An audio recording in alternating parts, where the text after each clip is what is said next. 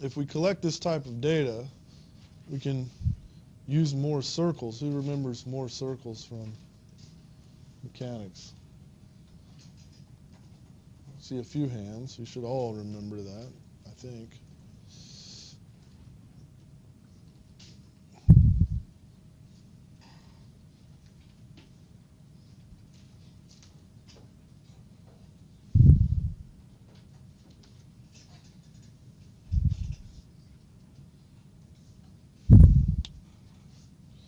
So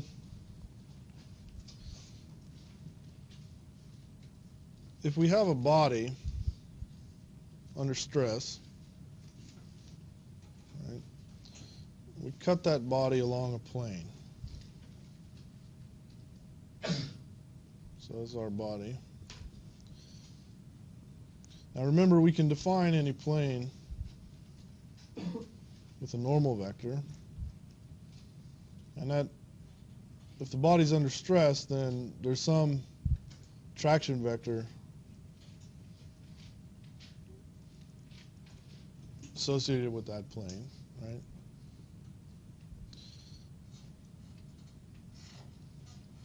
And let's assume that our principal stresses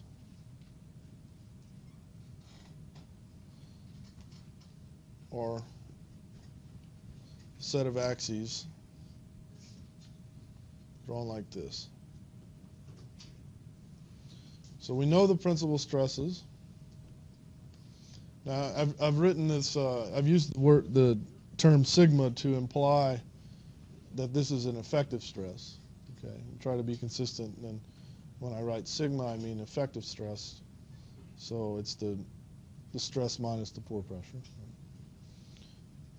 But for what we're about to derive, that doesn't matter. So we have this.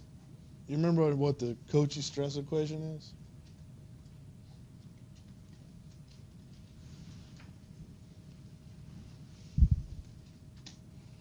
It relates the traction of the normal vector through the stress.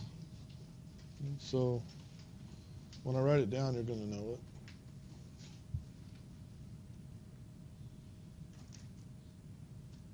This guy? Okay. So if we write that down for this scenario where we know the principal stresses,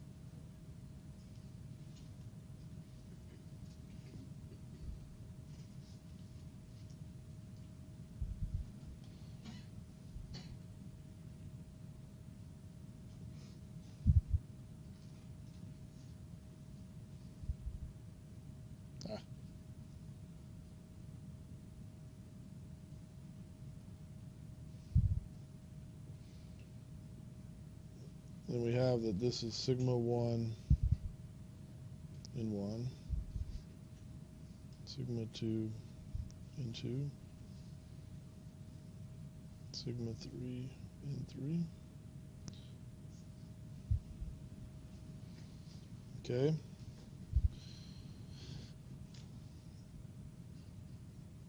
So what if I want to know the normal component of that traction vector, or the component of the stress with respect to this plane in the direction of the normal vector?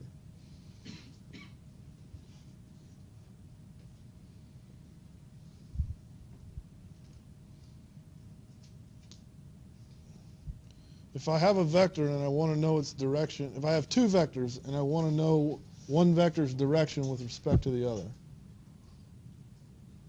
I want to take, in words, what I'm saying is I want to take the projection of t in the n direction, dot product, right?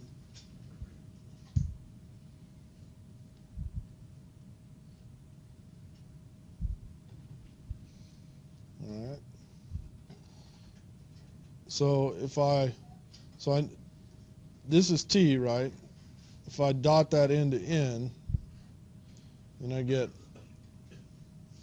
sigma 1 n1 squared plus sigma 2 n2 squared plus sigma 3 N3 squared.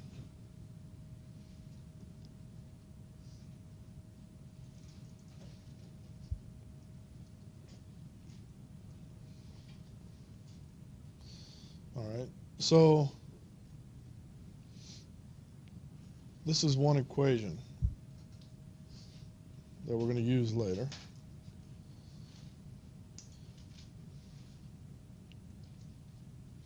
The second equation will be that, so if I know the normal stress,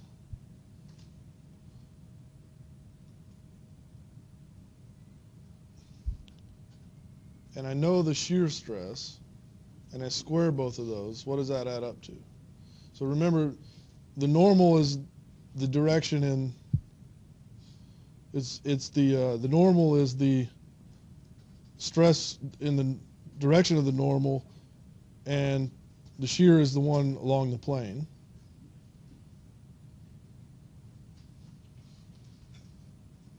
What's that add up to? Maybe that? From Pythagorean theorem? Right? Well, the shear stress, because our coordinate system is, I mean, what's special about, this goes back to like the first day of class, or the second maybe, what's special about the principal stress coordinate system? There's no shear, right? There's no shear.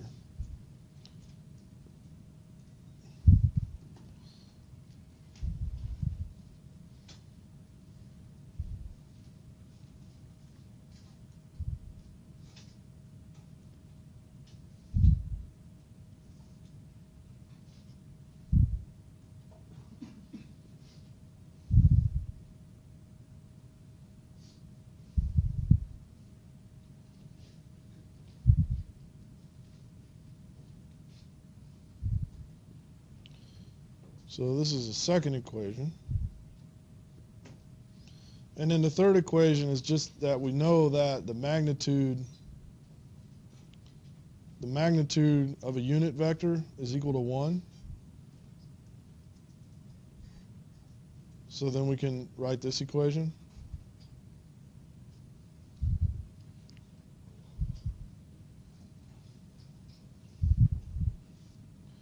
Remember that the magnitude of a vector is the square root of the sum of the squares, right?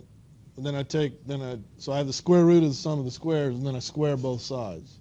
So it gets rid of the square root sign here, and then I have 1 squared here, which is just 1, right? So this is a third equation. So I have 3 equations. If I write those in a matrix form,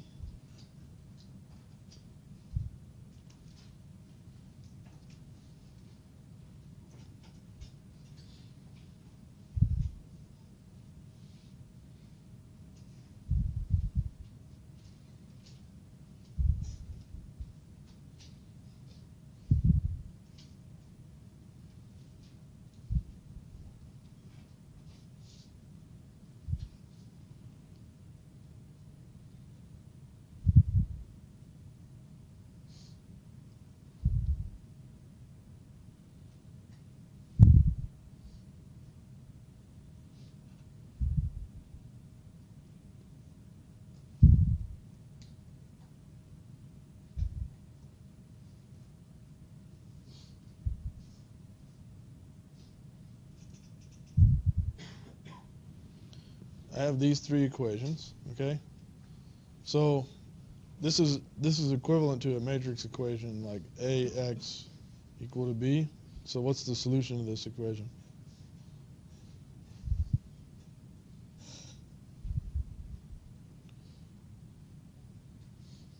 X equals A inverse B, right? So you just need to invert this and multiply it by the right-hand side to get the solution.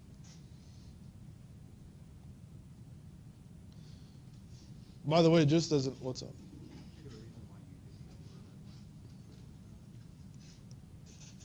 The order wouldn't matter. The order doesn't matter. I mean, I'm just writing those three equations. Yeah. This is squared. All of the three equations have the term n squared in them, right? So I just write it like that. This is just as an aside, since you guys, most of you haven't had a linear algebra class, and we talked about it a little bit earlier in this class. Do you know how, say you didn't have a calculator, how you might calculate, using things we've learned in this class, how you might calculate the inverse of A? You might know how to do that. So what you would do, and I'm not going to make you do it, this is just sort of an aside so that you know, if you ever find yourself in a position without a calculator and you need the inverse of a matrix, what you would do is you'd write A augmented with the identity matrix. So in this case, it'd be a 3 by 3 identity matrix. So you'd write this like that, and then you'd perform row operations to get A into reduced row echelon form, so 1's on the diagonal. And so you'd perform row operations, and then what you would end up with is this. And over on this side, because you've manipulated it through row operations, you'd have A inverse. And so if you ever needed to compute the inverse of a matrix. But I'm not going to make you do that. We're just going to write down the solution.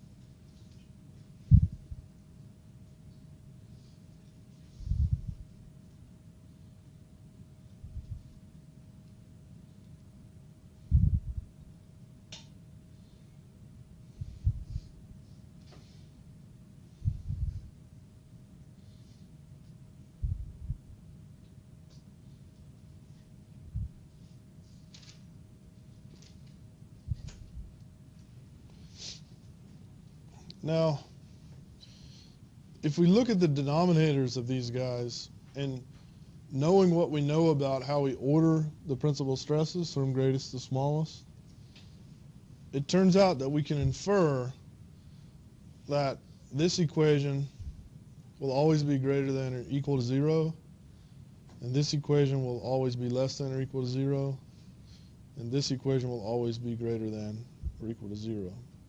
Okay? So then we have some inequalities that if we clear out the denominators, so basically if we multiply both sides of the equation, the three equations by their denominators, and then, so I'm going to just write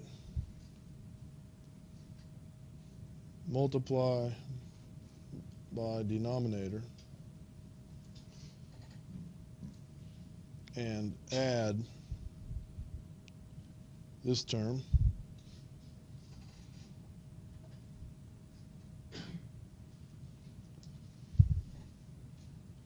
So if we multiply, right, I have an equation, and as long as I perform operations to both sides, I don't change the equation, right? So I multiply both sides by the denominator, and I add that term to both sides. And when I do that, I get this.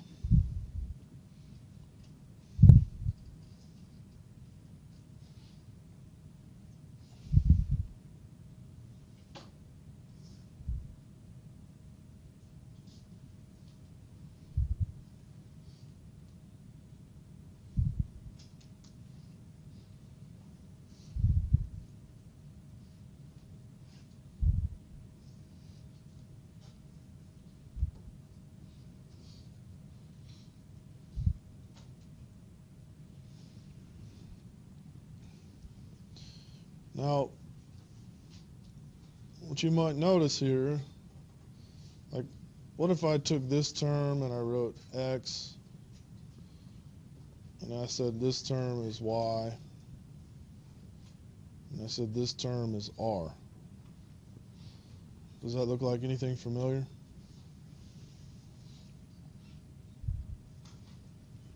It's the equation of a circle. There you go. That's one of them. So that's the first, multiply both the first equation by the denominator and add that term. And then if I do the same thing for the other two, I end up with 3 equations.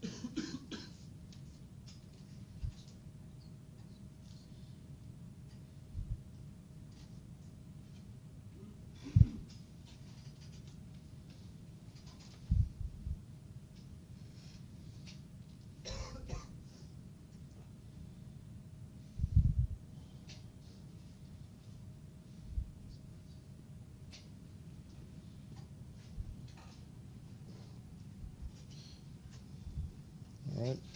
And so those 3 equations form 3 circles. And if we plot those in terms of the normal along the axis of the normal stress, where we have sigma 1, sigma 3, this would be at a this would be in a convention where compression is positive, right? So if this is the normal stress and tension and compress it, so, well, let me just not confuse you. Let's do this.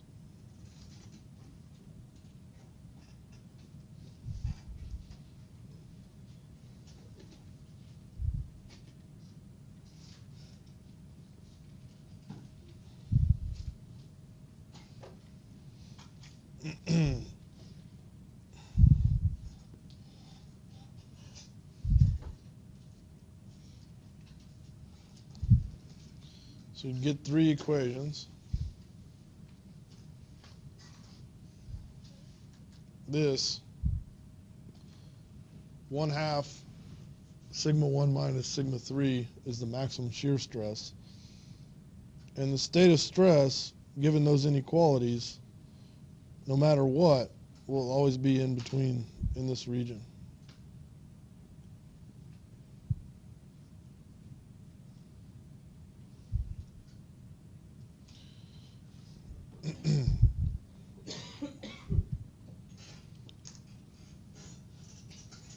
So here I've made a little toy to play with. So at the top you have the components of the stress tensor, And really, I didn't do this exactly right, because if I would have, let's see. No, I did. There's only, I was worried I didn't account for symmetry, but I did. Okay, so basically, if I manipulate the stress tensor, you see it changes the principal stresses. So the principal stresses are where those three axes coincide with the normal stress axis, the x-axis.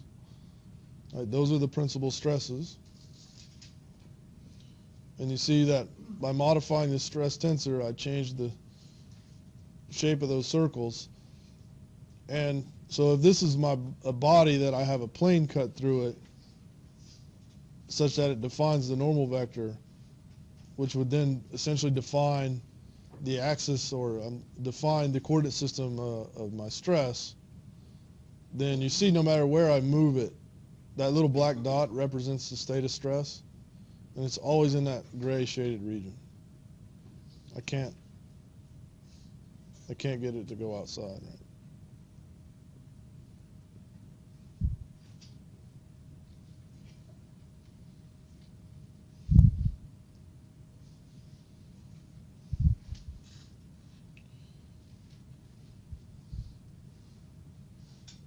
So let's consider a test.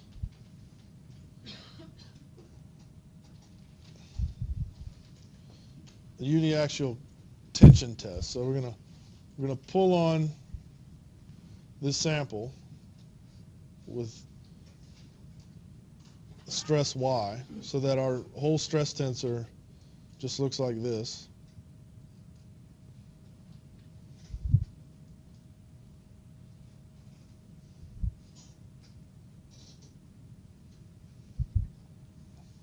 All right.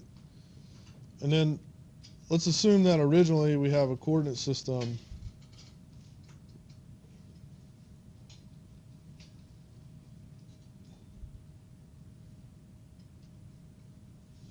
x1, x2. We're going to define a rotation where this angle is positive. We'll call this x1 prime, x2 prime. Well, the rotation matrix that takes us from x1 to x2 is this. I'm sorry, x1 prime, x1 to x1 prime. The rotation matrix that takes us from there.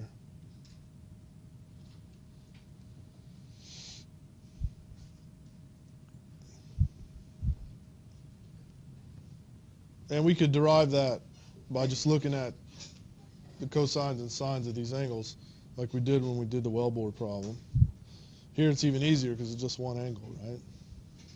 So the rotation matrix that takes us from there to there. So if I have a stress sigma and I want to put or look at my stress in the primed axis, okay, then I'm going to have r sigma rt, right?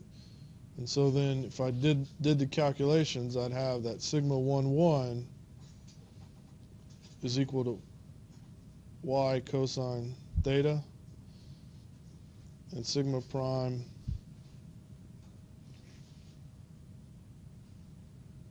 one 2 is equal to y over 2 sine, I'm sorry, I used theta, I should use beta, sine beta cosine beta, which is equal to y over 2 sine 2 beta.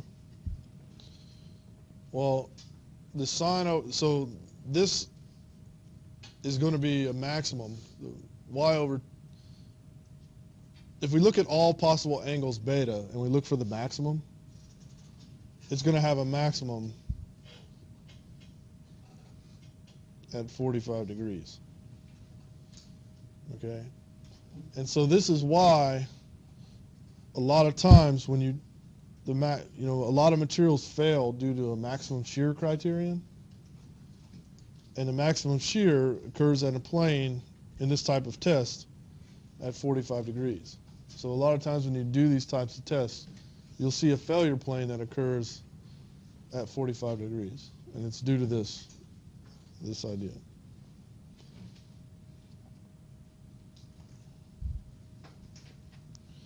So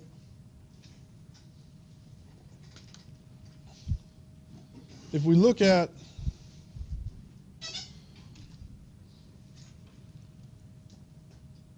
there should be a 1 there. I don't know if it's just not showing up, but anyway, maybe I left it off.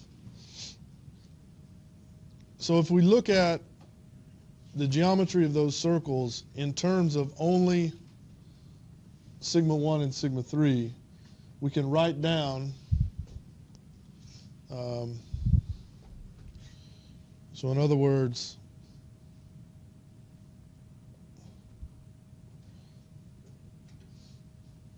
if this is the normal stress direction, this is the shear stress direction. We know sigma 1 and sigma 3, right? So sigma 1, sigma 3, or vice versa, just depending on the sign convention.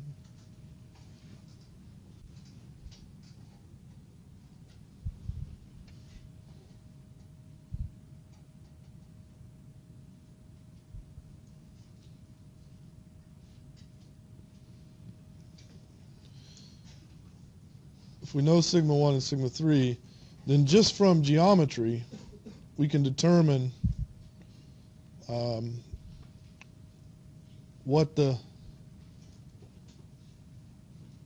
what these stresses are, where this is 2 beta.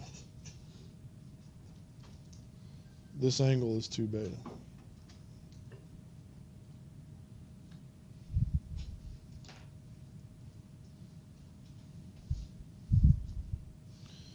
So the failure shear strain would be when 2 beta is 45 degrees, right? Because this is going to be when this is the highest value.